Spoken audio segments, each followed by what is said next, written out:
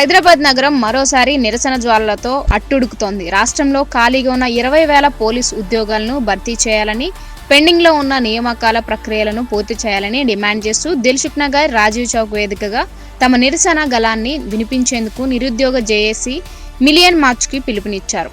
చదువుకున్న యువత చేతుల్లో సర్టిఫికెట్లు పట్టుకుని నోటిఫికేషన్ ఇవ్వండి, మా జీవితాలను కాపాడండి అనే నినాదాలతో హోరెత్తించారు.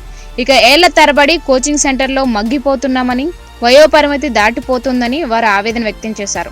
ఇదిలా ఉండగా నిరుద్యోగుల మార్చును అడ్డుకునేందుకు పోలీసులు భారీ ఎత్తున బందోబస్తు ఏర్పాటు చేశారు.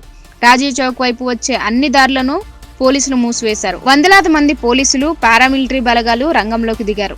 నిరసనల్లో పాల్గొనడానికి వస్తున్న నిరుద్యోగ నాయకులను, అభ్యర్థులను పోలీసులు ఎక్కడికక్కడ అదుపులోకి తీసుకుని స్టేషన్లకు తరలిస్తున్నారు. దీంతో దిల్సుఖ్ నగర్, ఎల్బీ నగర్ మీదుగా వెళ్లే ట్రాఫిక్ పూర్తిగా నిలిచిపోయింది. పోలీసులు శాంతి భద్రతల దృష్ట్యా ఇక్కడ ఎవరిని అనుమతించడం లేదు. కానీ నిరుద్యోగులు మాత్రం వెనక్కి తగ్గడం లేదు. మాకు ఉద్యోగాలు కావాలి, లాఠీ దెబ్బలు కాదు అంటూ పోలీసులతో వాగ్వాదానికి దిగుతున్నారు. ప్రభుత్వం స్పందించి స్పష్టమైన హామీ ఇచ్చే వరకు తమ పోరాటం ఆగదని నిరుద్యోగులు హెచ్చరిస్తున్నారు. ఇక మరోవైపు అనుమతి లేని నిరసనలను సహించేది లేదని పోలీసులు తేల్చి చెబుతున్నారు. 50 మంది పైగా నిరుద్యోగులు ఎక్కడికక్కడ అరెస్ట్ చేశారు. నన్ను నిన్న మధ్యాహ్నం నుంచి వెంటాడుతూనే ఉన్నారు.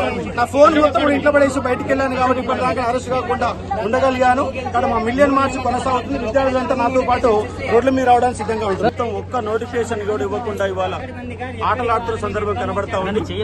దానికి నిరసనగానే ఇవాళ మిలియన్ మార్చ్ పిలుపునివ్వడం జరిగింది.